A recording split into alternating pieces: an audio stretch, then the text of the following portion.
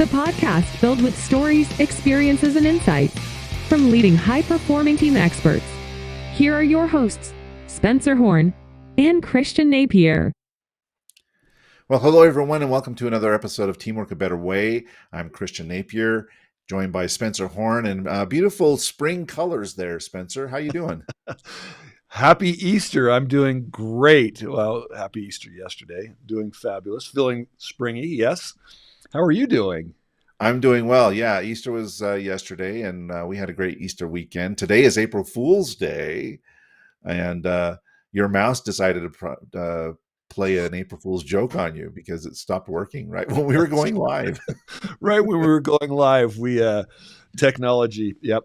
So you may see me go off the screen for a second to get it, so I can control some of the things that we have going on here. But good to be with you, Christian. Happy April Fool's Day. Yeah, it's great to be with you. How was your Easter weekend?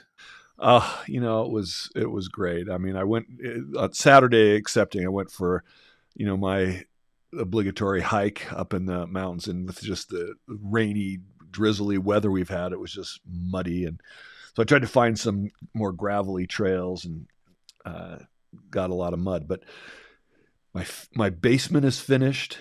So congratulations! Getting everything set up down there now to have guests over and our entertainment center. So that's exciting. And then we had family over and had our first little family activity downstairs in the family room for Easter. That was wonderful. How about your Easter? Awesome. How was that? It was, rainy and cold and hail and all that kind of fun stuff, but it was great to get together with family. So yeah, we had a nice dinner on Sunday yesterday, and it's all good. Now we're back to work on April Fool's Day. That's right.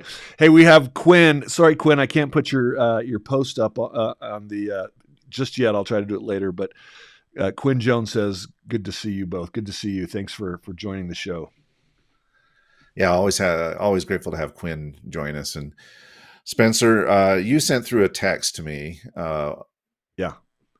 Whenever it was, over the weekend maybe, with an article that you had seen on Boeing, and a very interesting article, and I'm looking forward to talking with you about that. And also, you're writing an article, and you shared some ideas on the article that you're writing, and I think it's what you're proposing, I think is really brilliant, and it gives us a different way to look at our responsibilities from a leadership perspective. And so I'm really eager to talk with you about the concepts that you're coming up with in that wonderful brain of yours. Thank you. That's so nice of you to say, but I appreciate your perspective in helping me make those ideas even better. As I sometimes stutter on the show to get the ideas out, you are someone that seems to congeal ideas very well and speak so eloquently. But for me, this topic that we have titled today, I think may surprise a few people. The idea that the divinity of the human soul is a fabulous business principle. So often we hear, great communication, treat your people well. All that is well and good. What happens if we raise that another level? And like I said, maybe I raised a few eyebrows out there. So I'd love for you to just hold your horses and listen in. Have you ever had someone, Christian, just make you feel special, or at least that you had great worth? Yeah. Now, there are people in my own personal life that do that, right? But from a business perspective, I would say that there have been people that I've worked with in the past who have made me feel important and needed and appreciated. And I was having a conversation with someone earlier today. Hey, I don't have to make all the money in the world, but if you treat me with respect, with kindness, I will walk over hot coals for you, because I know that it's valued, and I know that it's helpful to somebody. And so that's kind of my meandering answer to your question. Yes, I have felt that in the past, and I know you have as well, especially with one of your great mentors. Yeah, and it is transformational. I mean, people are committed to people that really help them. I mean, for me, being made to feel that I have value and can make a difference makes all the difference in my level of commitment, my desire to focus, my desire to walk on coals if I have to, as you say, but more importantly, the confidence that comes from understanding my potential and what I can become from somebody that makes you feel that way is so empowering. And I think that's something that not enough people have experienced in their life. And I believe that when you do experience that, there's a transformation that takes place. I mean, you've heard of, in literature, we have all these ugly duckling stories, right? I mean, the duckling that grows up to be, a swan, and I have my own ugly duckling story. But in movies, going back to history, I mean, we have Shakespeare, The Taming of the Shrew, which was made into a movie, 10 Things I Hate About You, and Pretty Woman, and She's All That, and all these ugly duckling stories of someone who was treated well. And or Johnny Lingo. I don't know if anyone is familiar with the myth of Johnny Lingo, or the legend of Johnny Lingo, actually, and the 8-cow woman of Mahana, right? And how people transform when we treat them like they have great worth. Now, that's different than the Pygmalion effect. I don't know if you're familiar. Have you ever heard of that? The Pygmalion is also a story that is a Greek myth, right? Of the sculptor who created this sculpture that was so beautiful. He actually fell in love with the sculpture, and the sculpture came to life. And that's a great story. But in business, that's sometimes called the Pygmalion effect. If we create high expectations for people, that they'll rise up. That's not what I'm talking about, because science research has shown that's not quite true, especially for women in the workplace. Creating higher expectations for them doesn't really have the same effect as it does for some of the men. What I'm talking about is not just expectations, but actually treating people as if they already have great worth in your organization. And I know as a 26-year-old coming out of college, and as an operations manager, I was failing, and I had the opportunity to make some changes in my approach and in my leadership. And I had a conversation with my mentor, Kelvin, and he's like, "Listen, you have so much more." And he said, "I need you to be able to step up." Now, those were expectations, but he didn't belittle me. He did everything he could to help me. He made me feel like I could be there as a successful executive. And after the 6-month period of when he said you had to make these changes, he promoted me.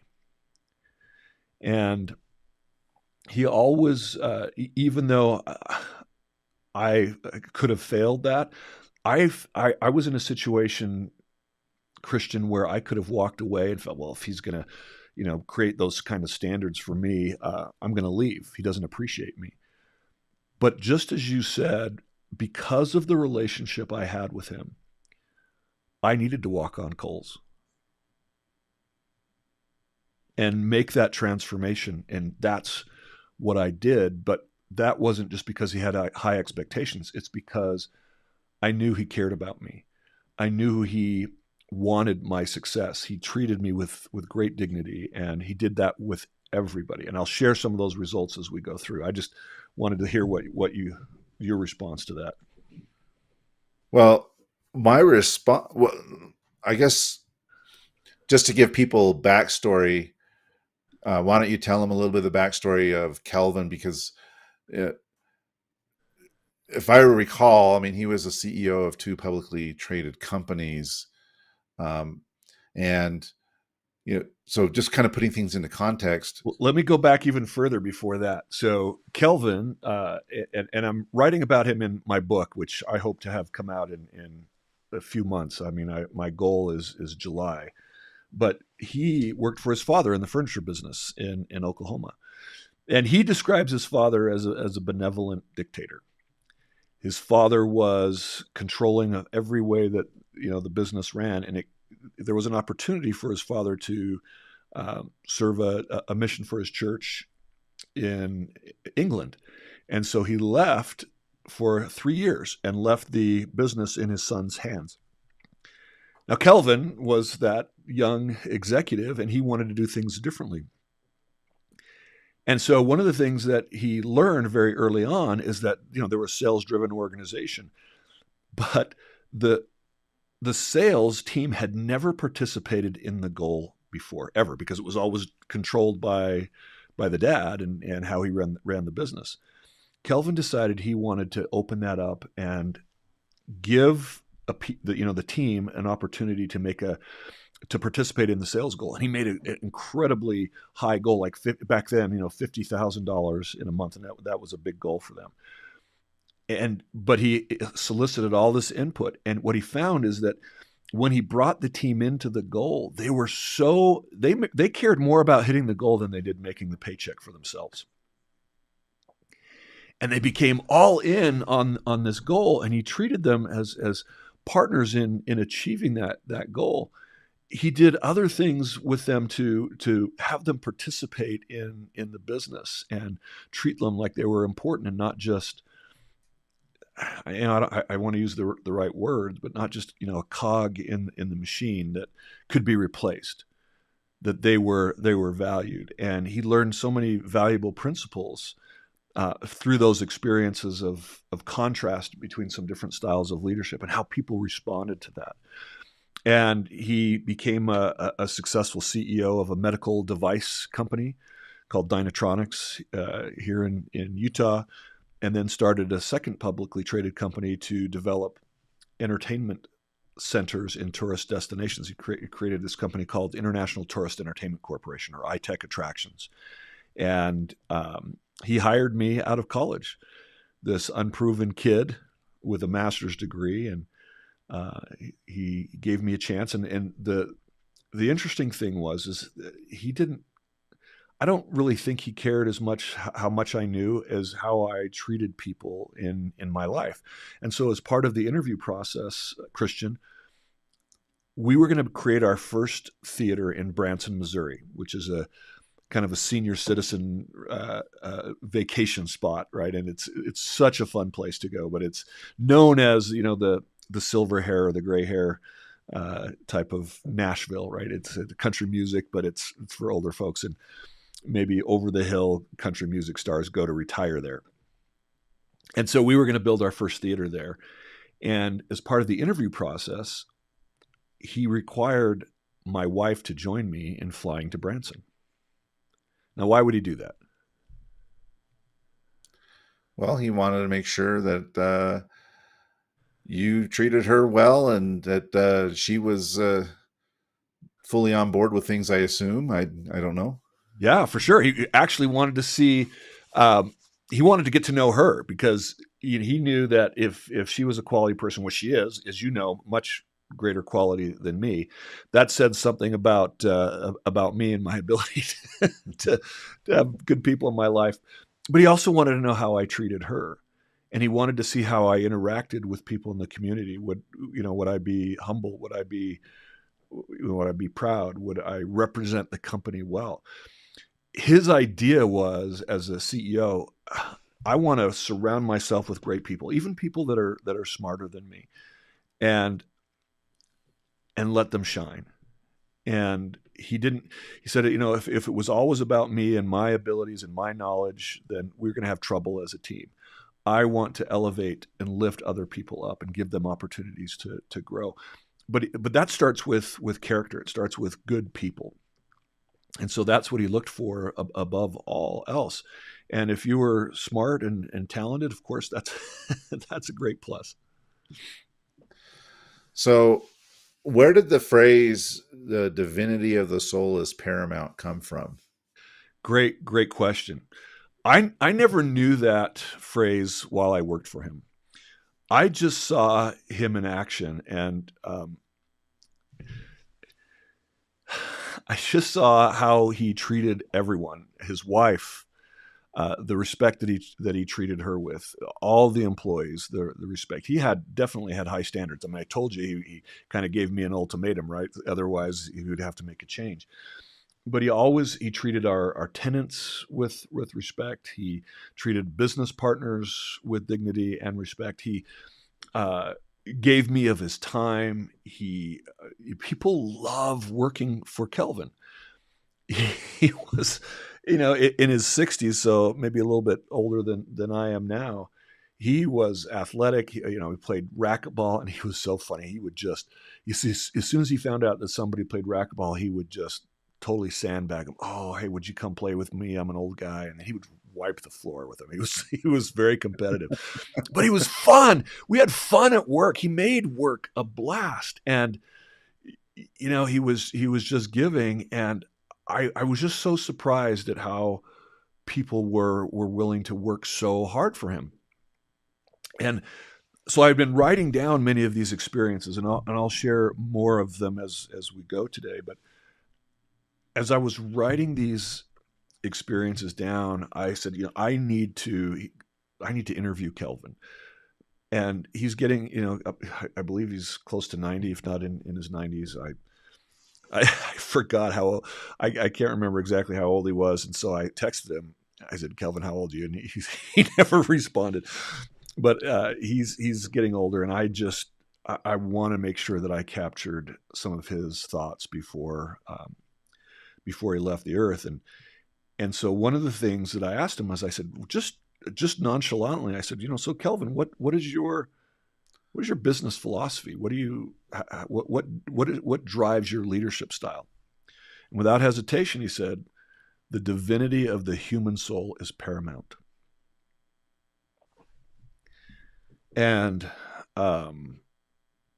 wasn't the dignity of the human soul. He said the divinity of the human soul. And it's interesting. I feel like, that doesn't mean you're going to, if you treat everybody like they're, potential superstars, that your business is going to be great. I mean, the business that we had ended up filing bankruptcy. Well, it was more circumstantial because of a failed fundraising, which came from a hurricane in the Caribbean. There's so many things that are linked, and the company is successful now, but they went through a reorganization, and that reorganization process was very, very difficult. I left right when that was happening. I went to Kelvin. I said, listen, it looks like, things we're not able to do our next theater, and that's what you hired me for. Should I be looking for another job? And he said, yeah, probably. And I was sad, but I left the organization, on positive terms and wanting to do what was best for the company and for me at the time. And so I left when they went through this whole bankruptcy situation, Christian. And what's interesting is he told me the company that wanted to buy them was another company from here in Utah. And they went to the bankruptcy judge and really kind of talked very poorly about the company. And so the bankruptcy judge was not initially very kind to Kelvin and our team. And he just continued to do what he always does, and it made him very difficult to kind of respond to all the judge's demands. But what started happening is he treated the other company that was blackballing him well. He treated the creditors well. The shareholders all loved him, and pretty soon what started happening is that the creditors started standing up to the judge on behalf of Kelvin, just because of the relationship that he was able to build with him. And it wasn't an act. It wasn't just something to get them on his side. He was surprised. He's like, they're now talking. These are creditors that we owe money to, and they're like, Judge, they're doing a great job. Back off. And if that makes sense, and it saved the company. Now I wasn't there when that happened, but that's just an example of how this principle of no matter what situation you're in, even if it's a dire situation, you treat people as if they are greater than just this lump of clay that we are today.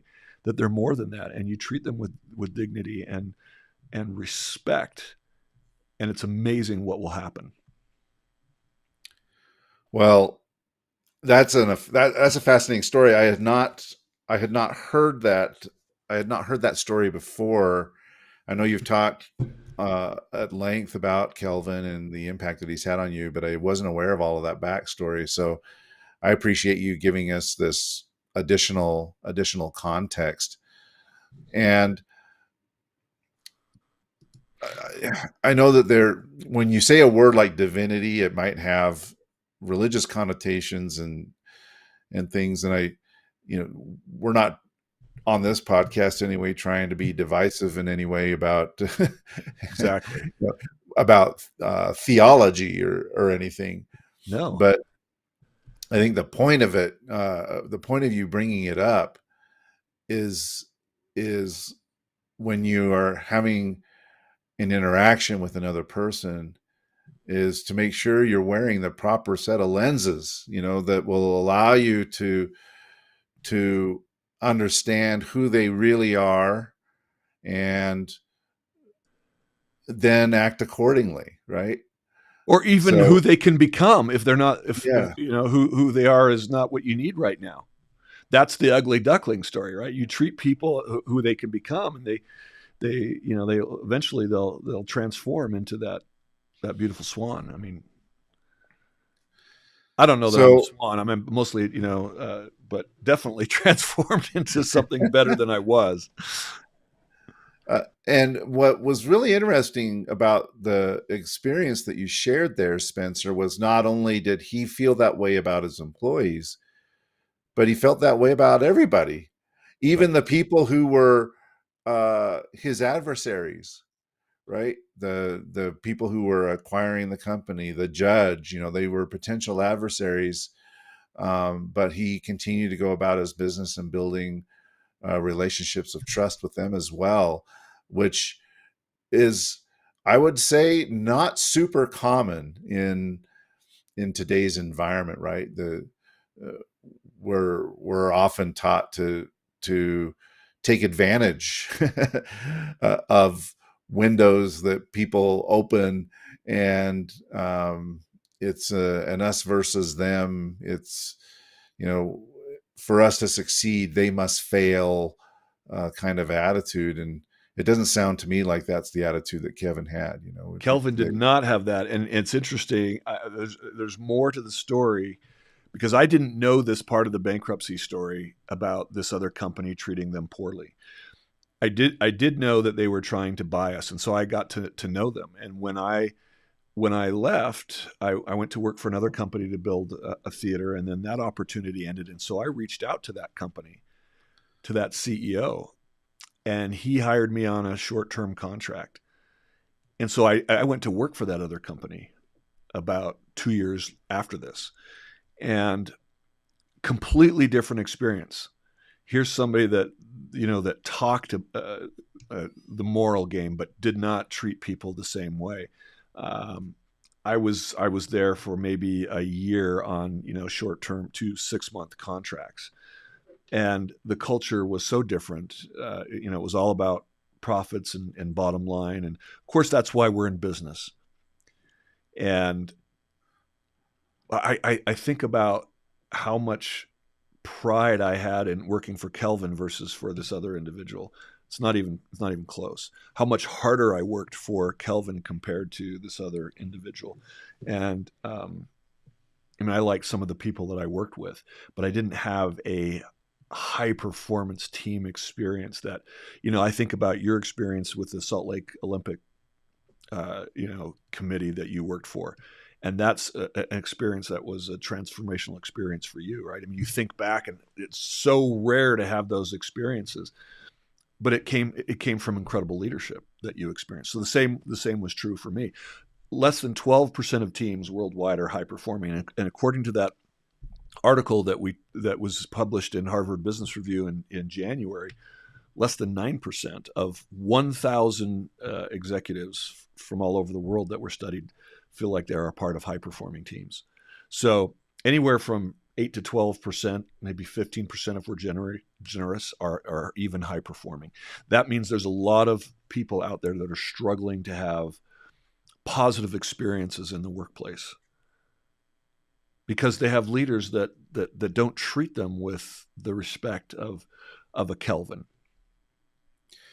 Or so maybe my Mitt question Romney. to you, Spencer, as we're having this conversation, my question to you is this: can this be learned? Right? Because Kelvin was who he was, and that's fantastic. But I'm not Kelvin. You're not Kelvin.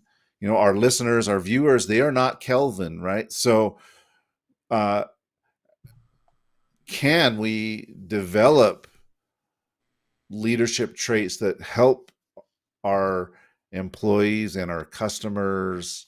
And should we be working in public institution or publicly traded companies, our shareholders or our stakeholders, that help them feel valued and appreciated? Because I might listen to this and say, well, Kelvin sounds like he's amazing, you know uh but No, I'm no, not him. Like, no, how no, do you're I, not. Good how do I, question. you know I'm part of the 88%, of of low performing teams, or one of the 91% or 92% of executives who feel like I don't belong to one of these high performing teams. So what can I do? Well, that's a great question. And good news is there's hope, because there is one characteristic that is required to create a high performing team, and kind of the buy-in that we've been talking about, the ability for people to quote unquote want to walk on hot coals, and that's trust. You create trust on your team as a leader, and you will have the results that you want. Well, how do you do that? What's the leadership style that does that? Well, over 1,000 studies of identifying which leadership style creates the best results or trust, all of them agree that there's no one answer. There's no one style. So it doesn't have to be Kelvin's style. It can be Christian's style. And the key is that you are authentic to you, and you create trust in a way that people connect to and relate to. So I'll give you some examples of the things that he did that I think created trust, if that's helpful. Yeah. And then we've got, hey, Quinn, it's working now. So here, profit efficiency and control are much of the attention of businesses focused. You're right. And we're going to actually talk about why that can sometimes create a problem. And we have an article which we'll talk about, Quinn. You're exactly right. That when we focus on those things first, we don't create a strong foundation for our organization for trust to thrive. And when there's not a strong trust, communication flounders. You have to have trust to have open and honest communication. When you have that open and honest communication, people are more clear about what's expected of them. When they know what's expected of them, they have clarity as to their roles and goals, and that leads them to more focused action, which then leads to profit and results that we're talking about. And then he says, you said it, ask your team what it feels like to work on a high-performing team. It's actually, Quinn, one of the things I do when I do a team diagnostic. I say, who here has ever been on a high-performing team? I don't care if it's a sports team. I don't care if it's your debate team or a band, whatever it is that your Cub Scout or Girl Scout troop. List that, and then I have them list all the characteristics that made that experience high performing, and it usually comes down to how they feel about the team members, how they interacted with each other, how they had each other's back, and it basically, in a sense, that trust. So here are some of the things that Kelvin did that I think anybody can do regardless of your personality or leadership style. He taught me to respect my time and his time. He willingly spent time teaching me and other members of the team about business and the plan, and so I knew where we were going and how I could be successful. He was developing me, his direct reports, and he helped me grow personally and professionally. he did this on his terms, though. I couldn't just barge in on him. I mean, he was the CEO of 2 publicly traded companies, so he taught me to respect his time, and I learned how to respect my time as well. He was fine letting me struggle with problems for a time to figure things out. He didn't just have to have all the answers himself, because if you have to have all the answers, then you take the spotlight off of your team and back onto you. Remember, he said, I wanted people smarter than me. It didn't need to be about me. It needed to be about them. And, his approach taught me to be more disciplined, and I was prepared for meetings. When we went into meetings, I was respectful of the executive team's time. How often do we show up in a meeting? It's like, okay, I'm here. What are we going to talk about? No, show up, because if you're taking everybody else in that meeting, their time away from important work, it better be good. He always used to say, it takes a good meeting than to have no meeting at all. So come prepared so that you can add value to the rest of the team and respect their time. And even if we were talking about problems, he wanted that time that we had to be valuable for both he and I and the team. He taught me to balance competing principles, like noticing details and focusing on and not losing sight of the big picture, like creating a healthy culture that would create a great environment for our customers, noticing garbage on the ground and never being too important to pick it up. I know that sounds so simple, but how do you create confidence and humility without making somebody too proud to be able to do the little things and the the things that need to happen every day that you expect your team to do? He treated everyone with dignity and respect, and he let people know that they were needed and wanted and missed, and he was caring for them. He would, 3 decades before Richard Branson ever said, treat your people the way you want them to treat your customers. That's what Kelvin was teaching us. And he was funny. We joked around. We had this restaurant that we ran, and he put 2 tables on these. The tables were on a piston that would rise about 10 inches over half an hour. And so it was imperceptible for the people that were sitting at the table, but we would talk to everyone around the table saying, look, watch what's happening. And they would just start giggling, because people would be like scooping the food straight from the table to their mouth and almost didn't even realize what was happening. But we would give them like free pie for being good sports and just have fun with it. And, those are some of the things. That's the kind of fun. He was able to joke around and not take himself too seriously. And so you wanted to come to work. And that to me, anybody can do that.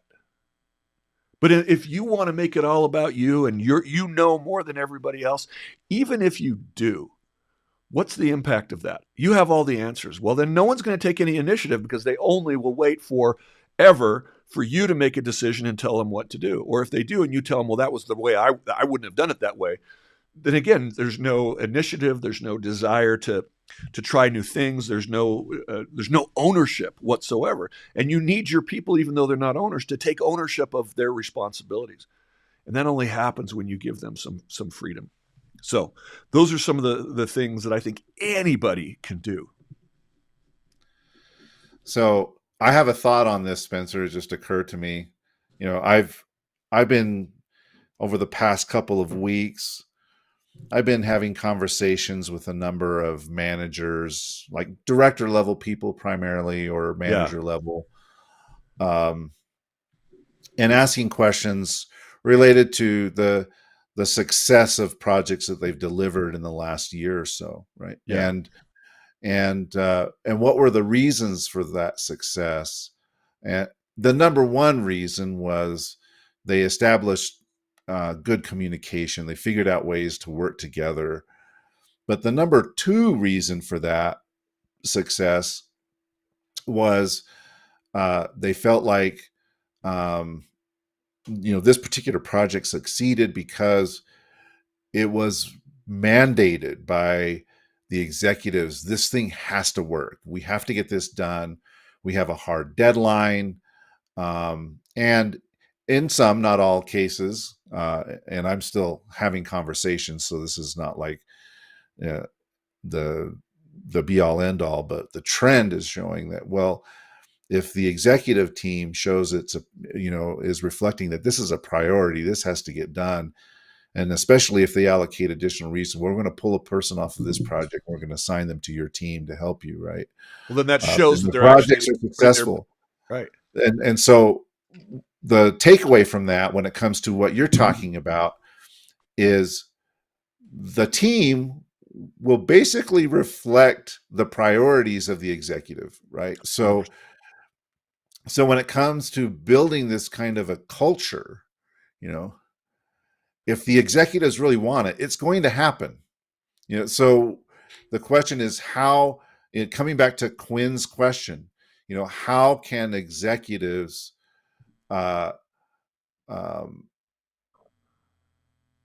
I don't know if compliment is the right word, but he uses the words profit, efficiency, control is where the business tension's focused.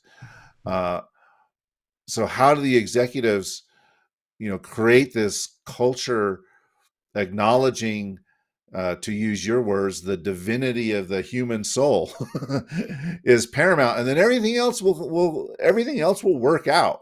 Well, that's a good question, and I think that a lot of people listening are asking that same question, because it's like, well, if you're just focusing on that, won't everything fall to pieces when it comes to profitability?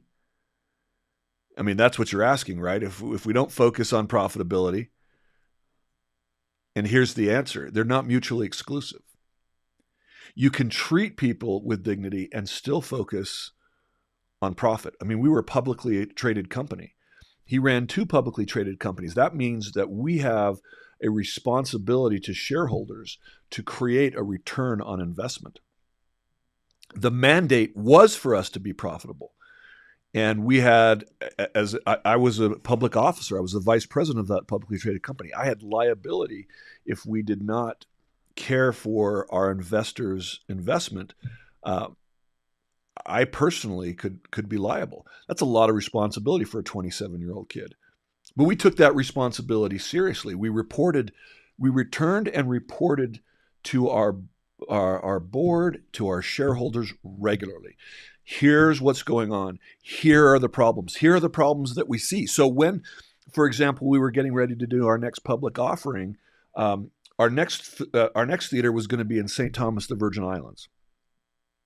Well, what happened in 1996? When was it? I think it was 1996. Yeah, a big hurricane came to the Caribbean, wiped out the island. So all of the construction services were no longer available to us. And so the fundraising failed, and that's cash that we needed to, we were still a startup, and we didn't have that available to us anymore. And so we were very transparent about what's going on and what's happening, so that shareholders knew that, there's bad news. And because of how we were honest, no matter what, we weren't trying to, cook the books or hide things from them. They were patient with us. They understood that the company had growing pains and that there was going to be setbacks. But the point is treating people as if they, the divinity of the human soul, as that they were important people, didn't mean that you couldn't fire people. Didn't mean that, because if you have somebody on the team that is treating other people with disrespect, or not respecting their role, or pulling their own weight, and not taking feedback or training, or creating a bad environment, or countercultural, you can't have that on the team. This isn't the team for you. I mean, some people aren't. How do I say this without making it sound religious? I don't think some people will be comfortable in heaven, so they need to go somewhere else, right? I'm joking, but that's the point. Is it's you're not just playing harps, you're working hard, and we never lost focus of what we were there for, and that's to return. Create a return on the investment from our investors.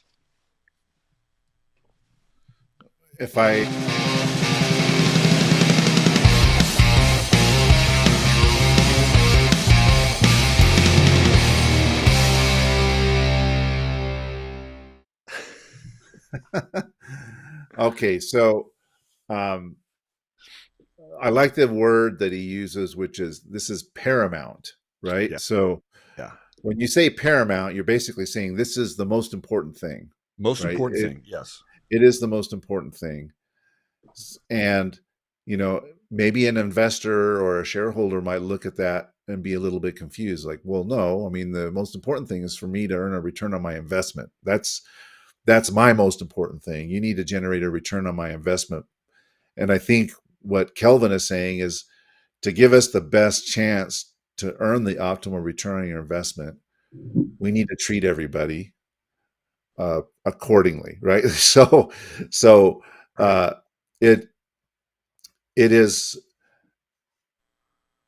it is a it is a means to an end, but it's also more important than that, right? So treating people or recognizing the divinity of the human soul is paramount is I would I would I would assert that it's more than a tactic It is or more than even a strategy, that's right. right?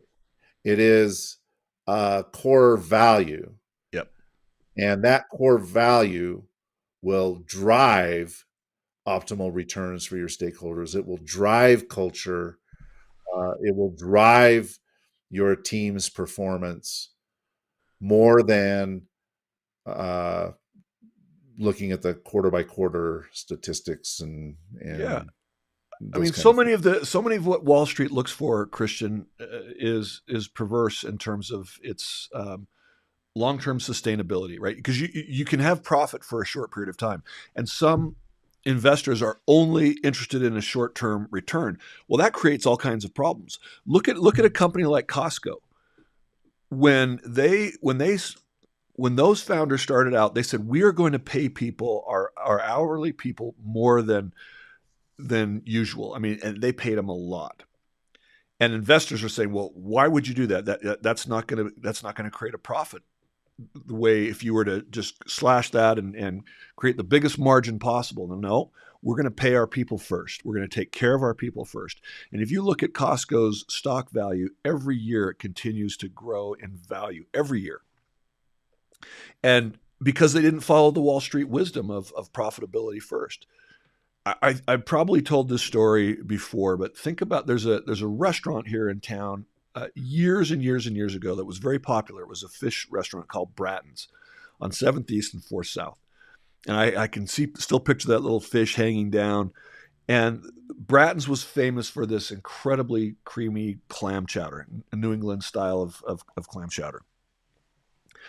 People would wait outside the restaurant at lunchtime just to get in to get some of this clam chowder. Well, the original owners sold it to another company that was just interested in profits, and they're like, well, they're spending too much on these high quality ingredients. We can make more profit if we water that down.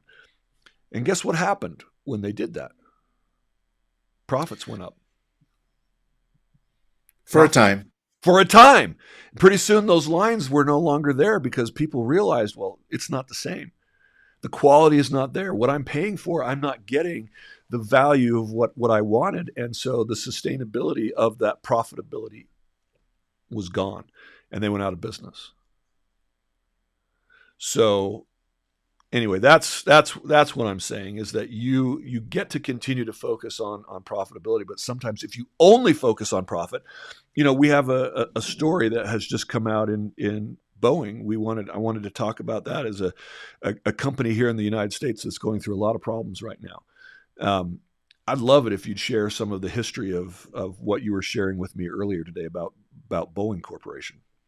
Well, it's not necessarily mentioned in the article, but there was a great documentary on Netflix about Boeing and situation.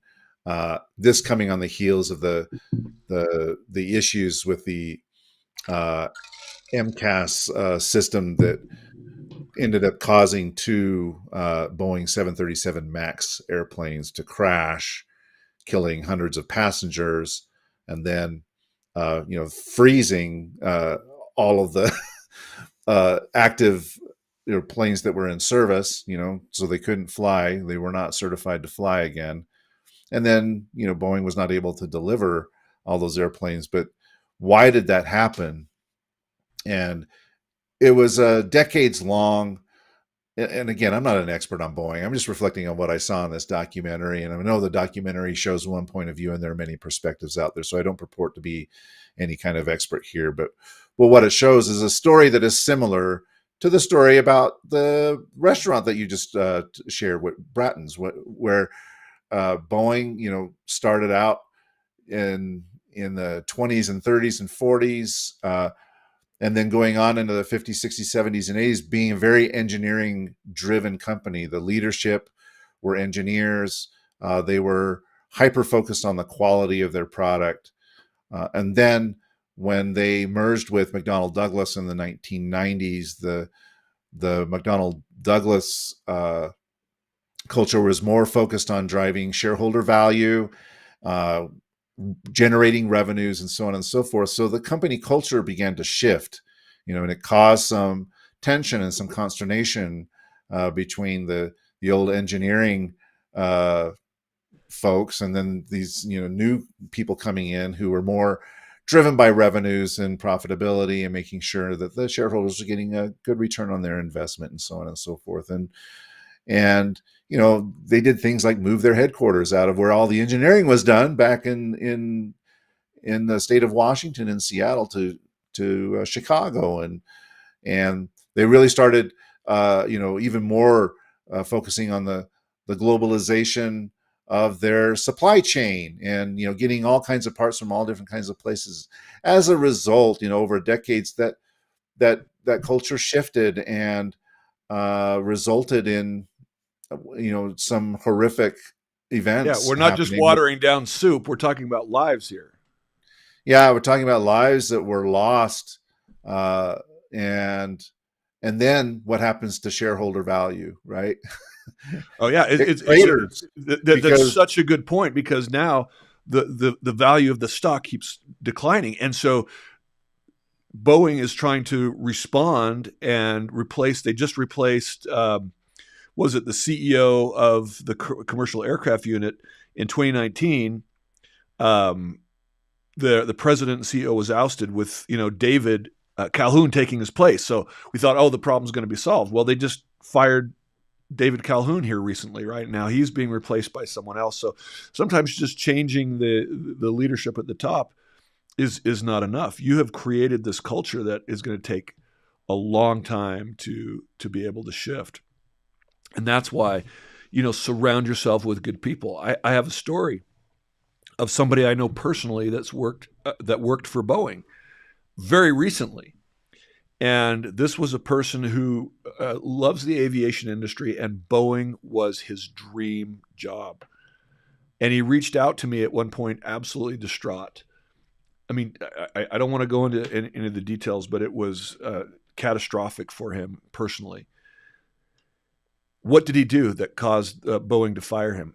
He took initiative with some other pilots and some other engineers to see if they could figure out how to solve the problem that we've just been talking about, and was fired because of it. Did it on his own time, and maybe he didn't go through the right channels, but was just trying to come up with solutions and ideas. But somebody who was trying to help the situation was fired, and this was his dream job. And so what did I suggest? Go to Airbus. go find a job at Airbus, the competitor, and that's what he's doing. They're losing good people that care, because the culture is, they don't treat people the way we're talking about. They don't value people. They value profit. Well, and that's I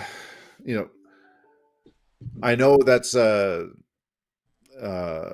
it's a sample size of one, and it is a sample size. Well, of one. There may be other people that are having a stellar experience, and that's great. But I think what we're illustrating here is that culture can, here's Quinn, Boeing, water down quality, engagement, team ownership for short-term profitability and control, drove the best employees away from the company. I don't think that Boeing's situation is an isolated situation, right? This happens in a lot of organizations who, with changes in leadership and changes in focus of the board, they try to steer the ship in a different direction. And sometimes it works out great, and sometimes it has all kinds of unfortunate impacts. And certainly that seems to be the case with Boeing. I'm sure that all the business schools are going to have case studies for years written about Boeing, just like they did about Ford and the Pinto in the 1970s. When you went to business school, that was one of the big case studies that everybody was talking about. Ford Pinto and how they value a life, and Well, I sure hope we read about the case study of them turning it around, because I'm cheering for their success, not their demise. Yeah, I mean, same. Me too. And as someone who spent a lot of time on planes, and you have too, it used to be, the phrase used to be back in the day, if it ain't Boeing, I ain't going, right? If it ain't Boeing, I ain't going. That was the phrase, because Boeing had such a stellar reputation for quality, right? So that's what they were known for. That was really how they drove value, is the products that they put out in the market were above reproach. I mean, they were very high quality. And then over time that has changed, and that's allowed their primary competitor, Airbus, to overtake them, in terms of their global position in commercial aerospace. And so it's a cautionary tale, no doubt.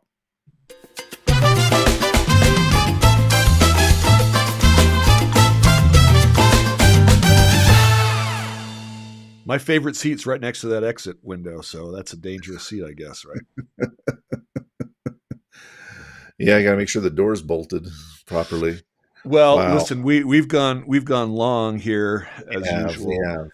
But I share all of this. I'm actually releasing on our Teamwork a Better Way newsletter tomorrow this article that I wrote about Kelvin, and my interview with him. This philosophy infused everything that he did, and the result is, you may not agree. Another one of his philosophies that tied into this was, he who is greatest among you, let him be the servant of all. And that's a principle, I think, religious or non-religious. It speaks to a lot of people. We teach servant leadership, right? And that was his belief. He treated people as if they were more, and it had such a positive impact on my life. I can't deny it. And so let me just close with one more story, if you don't mind. My experience mirrors the beliefs of another great business leader, Clayton Christensen, who was a consultant for.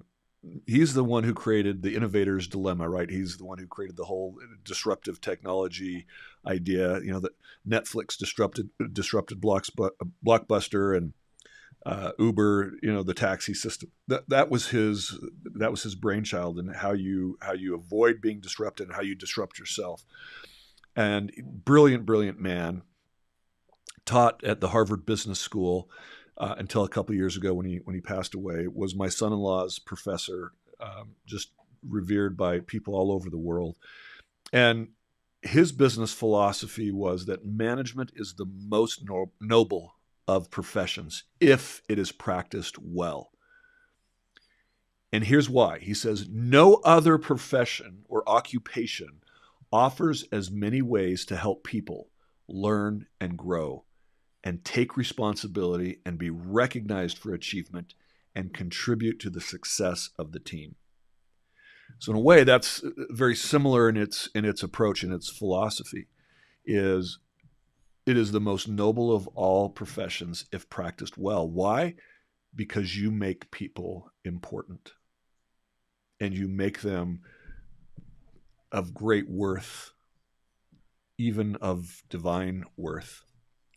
So the divinity of the human soul paramount, I think we could use a little bit more of that philosophy in the world today. I think too few of the people who I meet have had a boss like Kelvin, and I too often hear frustrated employees and their experiences. My intention by sharing this story and with that title is to be able to lift people up, to help them to be better as a leader. Yes, to your question, can anybody do that? I believe they can. It's making that important to you, a part of your value. And how you do that is the way you build trust. That's your authentic style. It'll be different than Kelvin's. So that's what I have to say about that. Well, I love those parting words, Spencer. Another great hour of conversation, and thanks to the viewers who chimed in. And we appreciate you, Quinn and Arsal. Thank you so much for joining us today. And Spencer, you've helped teams around the world become high-performing teams. If viewers or listeners are interested in learning more about how you could potentially help them, please let us know how we can get in touch with you. Man, I love it when people are reaching out to me on LinkedIn and keep doing that. So how about you? Oh, we got one more comment before we go away. Let's see. Yeah, you're right. You're right, Quinn. Command and control doesn't really work. So that servant leadership that we're talking about that was his philosophy, and even taking it to another higher level and just how he saw people. So Christian, you have so much to offer people. How do people find you? I know you're changing the world right now in the state of Utah. LinkedIn. Yeah, that's the easiest. Just look me up on LinkedIn. Happy to connect with anyone. And so thank you very much for a wonderful beginning to April. Hopefully the weather will become more mild as the month progresses. And listeners, viewers, thank you again for joining us as well. We really appreciate it. Please share like, it. subscribe to the podcast. Share this podcast. Share it out there. Yes. And we'll catch you again soon. Thank you so much.